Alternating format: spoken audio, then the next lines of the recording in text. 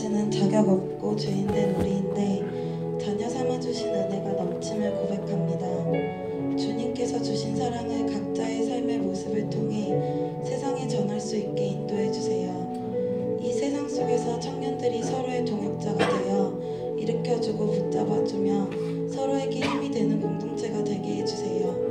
내 가족, 친구, 나라를 위해 기도할 수 있는 청년들이 되어 하나님의 자녀된 모습으로 살기 원합니다. 이 시간 말씀 전해주시는 목사님과 함께 하여 주시고 저희에게 하나님의 말씀을 들을 수 있는 마음을 주세요. 이 모든 말씀 예수님의 이름으로 기도합니다. 아멘.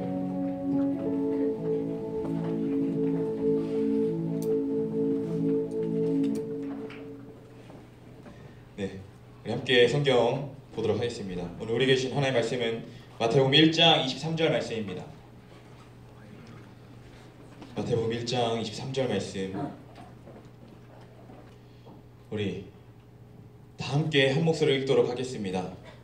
보라, 처녀가 잉태하여 아들을 낳을 것이요 그의 이름은 임마누엘이라 하리라 하셨으니 이를 번역한즉 하나님이 우리와 함께 계시다 함이라. 아멘. 저에게는 간절한 소망이 하나가 있습니다. 아마 우리 모든 청년들도 소망하는 것이라고 생각합니다. 우리뿐만 아니라 많은 교회들이 바라고 원하는 것이 있습니다. 아마 더 많은 사람들이 모여서 함께 예배하는 것입니다.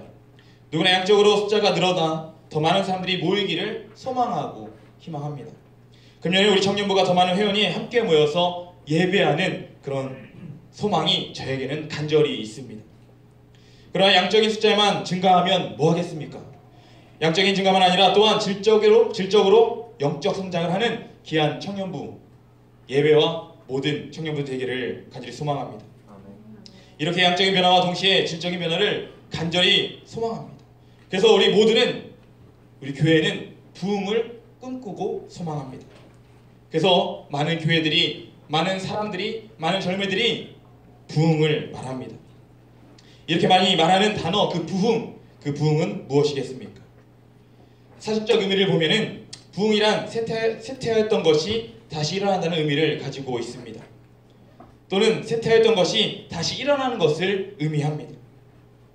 또 부흥이란 한자로 보면 다시 붙자와 일어날 흥자, 즉 옛것을 다시 회복하는 것이라고 나와 있습니다.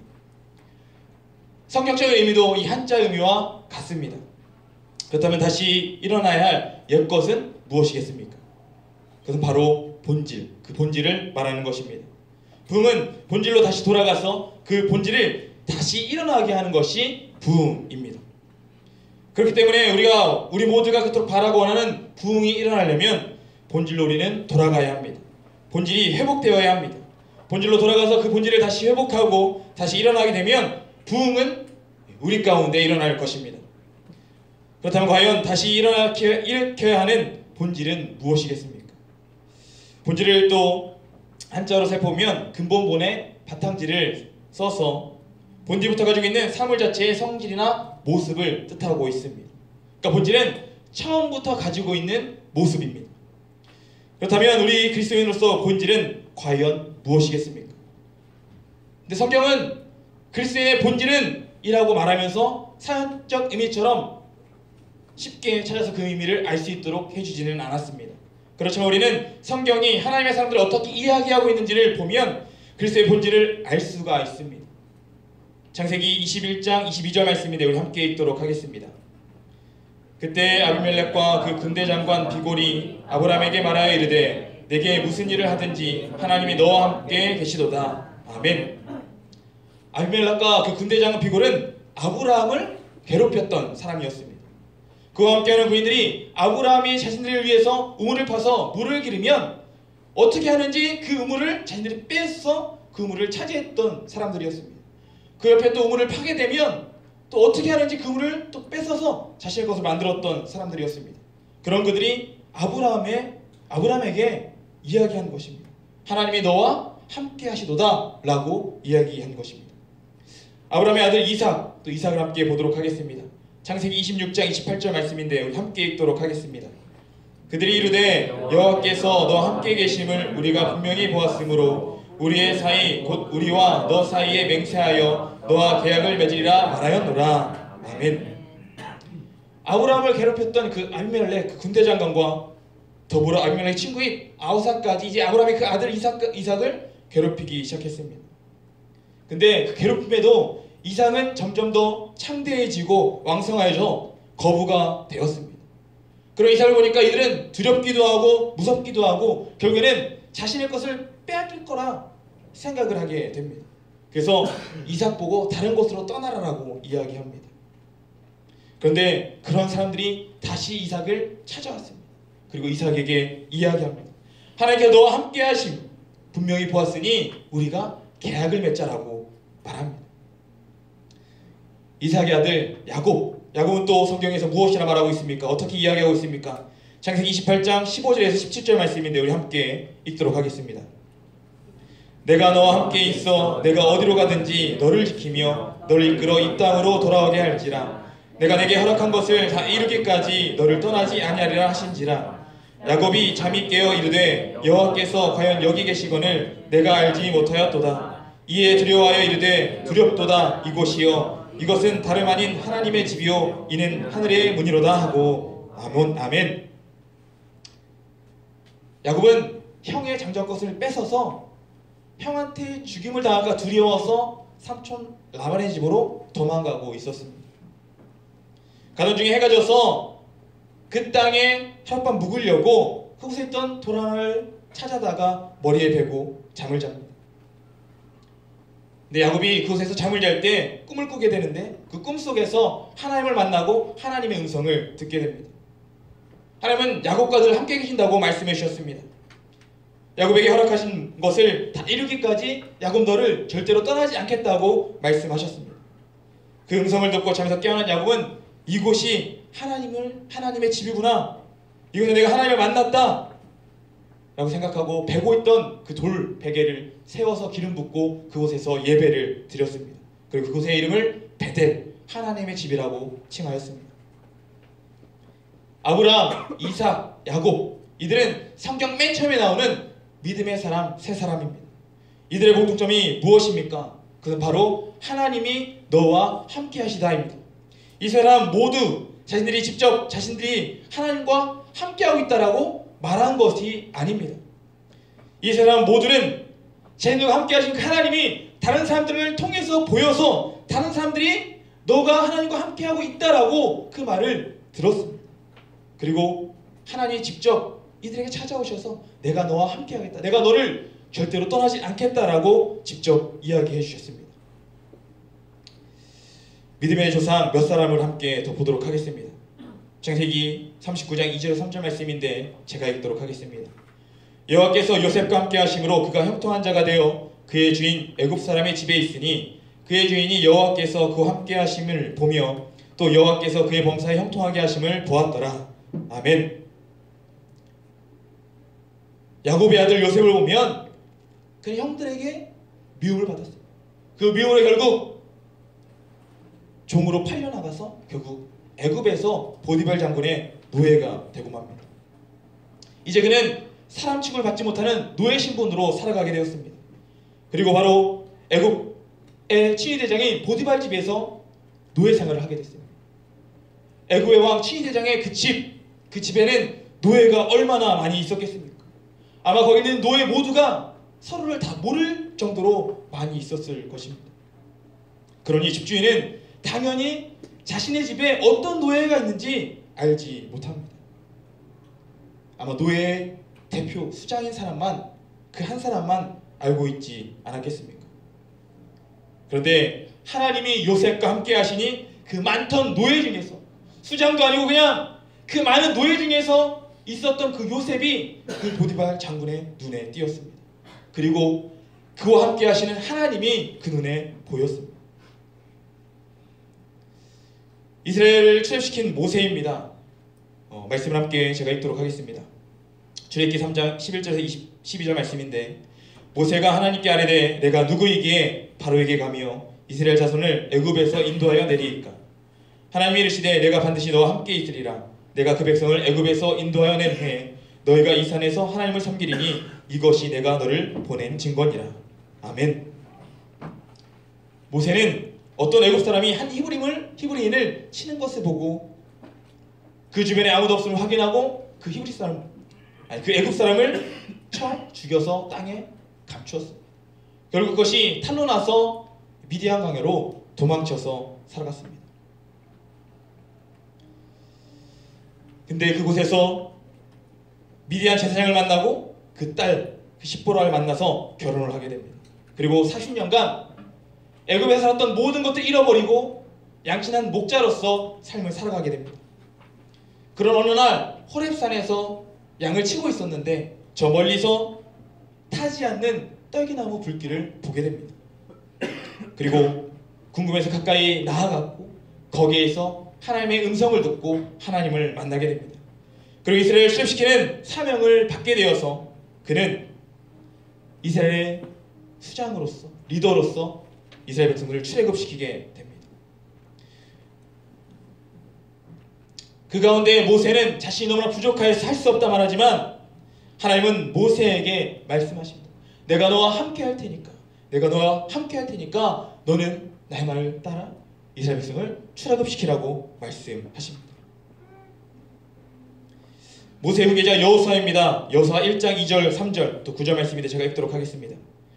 내 종 모세가 죽었으니 이제 너는 이 모든 백성과 더불어 일어나 이 요단을 건너 내가 그들 곧 이스라엘 자손에게 주는 그 땅으로 가라. 내가 모세에게 말한 바와 같이 너희 발바닥으로 밟는 곳은 모두 내가 너에게 주었노니 내가 내게 명령한 것이 아니냐. 강하고 담대하라. 두려워하지 말라. 놀라지 말라. 내가 어디로 가든지 내 하나님 여호와가 너와 함께 하느니라 하시니라. 아멘. 모세가 죽었습니다. 이제 가나안 땅으로 인도할 새로운 지도자가 선출되어야 했습니다. 그것이 바로 여호수아였습니다. 여호수아는 역시 누구보다 뛰어난 재능을 가지고 있는 사람은 아니었습니다. 그는 작고 연약했지만 누구보다 하나님을 믿고 의지하는 하나님의 사람이었습니다. 그렇지만 모세처럼 이스라엘 백성의 지도자가 되어서 그들을 이끌어갈 자신은 그에게는 없었습니다.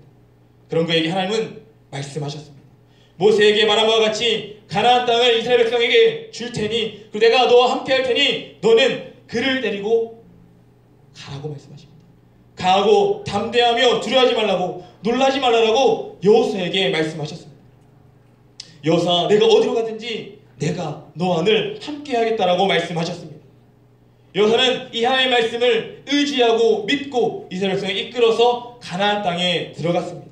그리고 하나님과 함께 하심으로 그 가나안 땅, 하나님이 주신 그 땅을 차지하였습니다.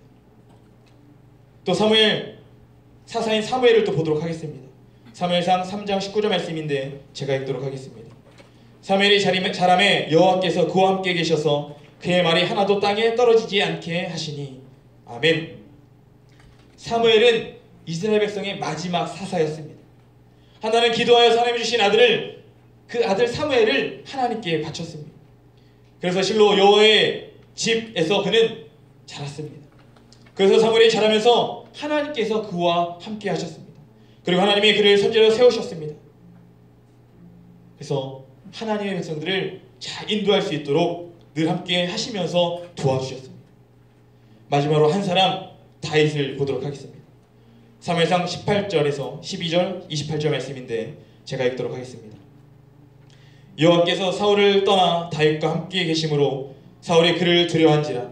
여호와께서 다윗과 함께 계심을 사울이 보고 알았고 사울의 딸 미갈도 그를 사랑하므로 아멘. 이스라엘 백성들의 요구로 하나님께서는 이스라엘 백성에도 왕을 세우셨습니다. 그 첫 번째 왕이 사울이었습니다. 그런데 사울 왕은 왕이 되면서부터 하나님 믿었던 그 믿음을 잃어버리고 맙니다. 그러니까 처음 신앙에서 떠나버리고 맙니다. 하나님의 뜻대로 하나님과 함께 살지 못하게 됩니다. 결국 하나님은 그런 사울을 떠나버리셨습니다. 그리고 두 번째 왕이 될 다윗과 함께 하셨습니다. 이것이 사울에게 보여졌고 사울에게 느껴졌습니다.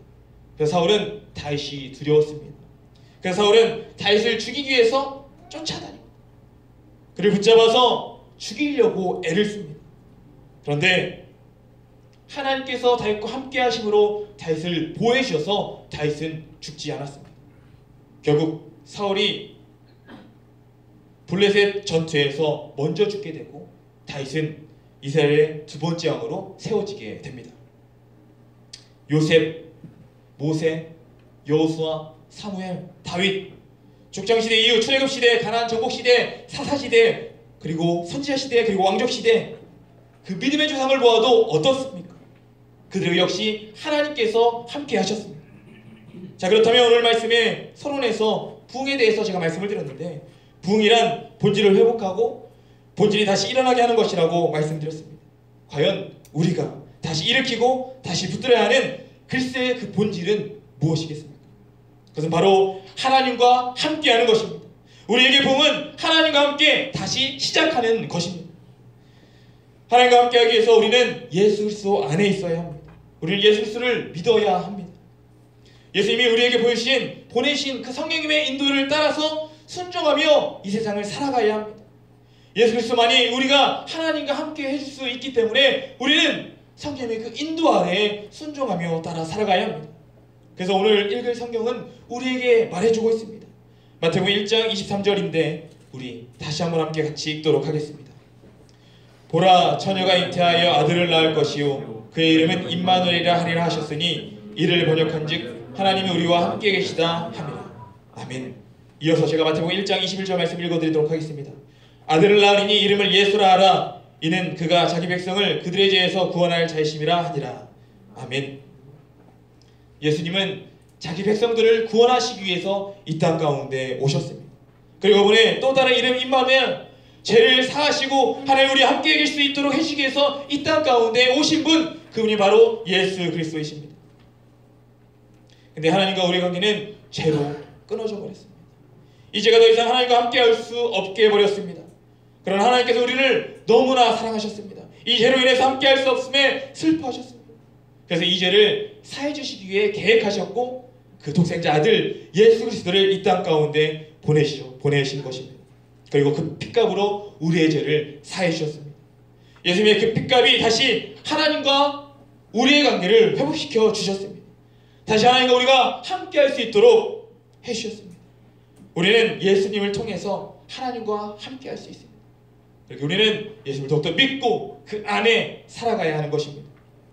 근데 우리의 지식으로는 이 모든 것을 믿으며 하나님과 함께 살아갈 수가 없습니다. 그래서 예수께서는 하늘로 올라가시면서 이 땅 가운데 우리에게 선물을 주셨는데 바로 성령님을 우리에게 선물로 보내주셨습니다.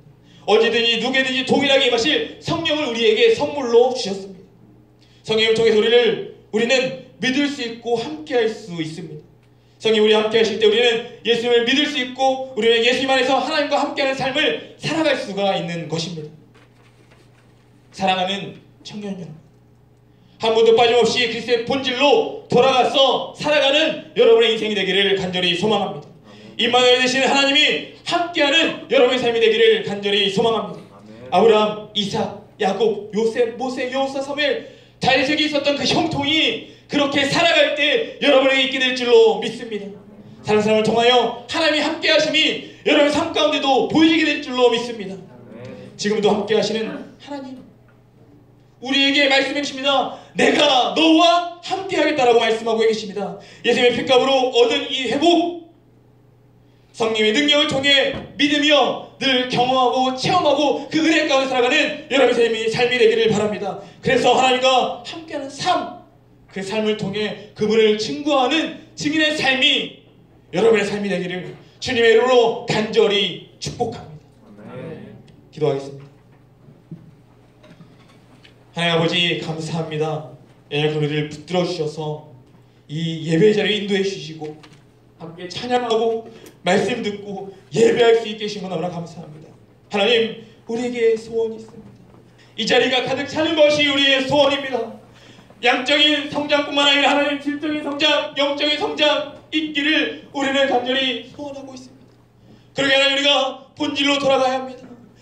예수 그리스도와 함께해야 합니다. 하나님과 함께해야 합니다. 성령님의 인도하심에 온전히 순종하며 살아가야 합니다. 하나님, 이 시간 우리 가운데 성령 아버지 함께하여 주시옵시고 우리의 믿음을 강하게 하여 주시옵시고 그 믿음을 통해 예수를 믿으며 예수님과 함께하여 주시옵시고 예수님 안에 있게 하여 주셔서 우리가 언제나 늘 하나님과 함께하는 삶을 살아가는 우리의 삶이 될 수 있게 하여 주시옵소서. 그래서 우리 가운데 부어지는 하나님의 가늠할 수 없는 그 놀라운 은혜를 경험하고 체험해 나아갈 수 있는 그 은혜 가운데 살아가는 우리의 삶이 될 수 있게 하여 주시옵소서. 성령이 항상 임재하시고 우리 붙드시고 도와주시옵소서. 이 모든 말씀 그리고 예수님의 이름으로 감사하며 기도하였습니다. 아멘. 우리 시간 함께 찬양하고 함께 기도하도록 하겠습니다. 우리 하늘의 문을 여서서 이곳을 주목하소서. 주님의 노래가 꺼지죠. 하늘 열고 보소서. 함께 입술을 열고 마음을 열어 하나님을 찬양하며 나아가도록 하겠습니다.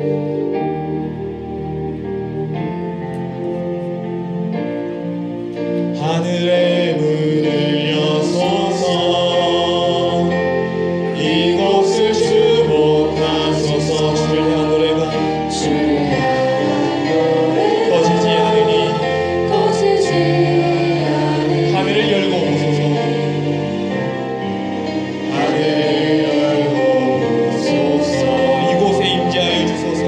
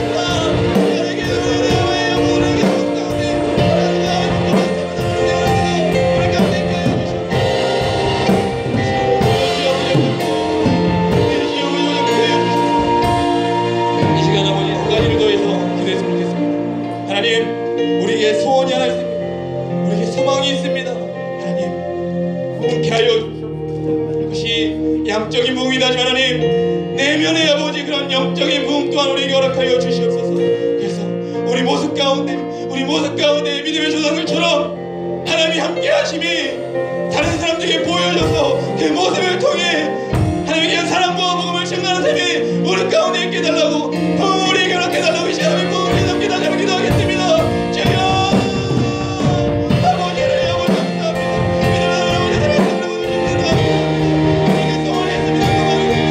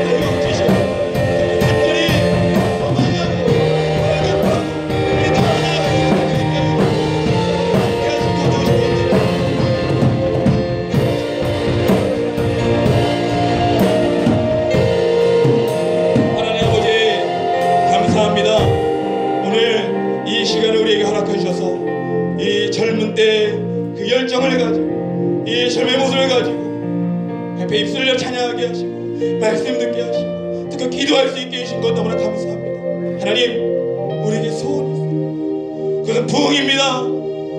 질적인 부흥, 양적인 부흥, 그 부흥을 우리는 소망하고 있습니다. 우리가 소망하는 것 그것은 하나님 그 부흥을 통해 하나님의 이름과 그 사랑과 복음이 더 증거되는 것입니다. 우리의 부흥을 통해서 나의 모습을 통해서 나와 함께 하시는 그 하나님이 하나님 보여지게 하여 주시옵시고 그 모습을 통해 그 삶을 통해 하나님 알지 못하는 사람이 하나님 알게 하여 주시옵시고 믿게 하여 주시옵시고 우리의 모습을 통해 영혼을 하는 그런 삶이 그 은혜의 삶이 우리 삶 가운데 있게 하여 주시옵소서. 우리 연약합니다. 우리 나약합니다. 우리 지식으로는 할 수 없어. 하나님 성령님 덕분에 함께 하여 주시옵시고 우리를 붙드시고 우리를 주장하시고 인도하여 주시옵소서. 그 은혜 가운데 그 기쁨 가운데 그 충만한 가운데 살아갈 줄로 믿습니다. 우리를 너무나 사랑하시는 우리 구주 예수님의 이름으로 감사하며 기도하였습니다. 아멘.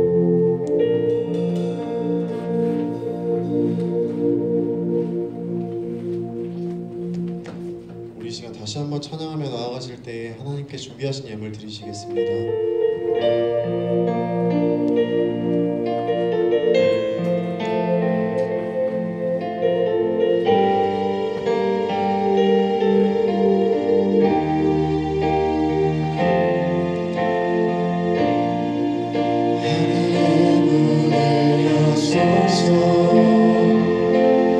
이곳을 주고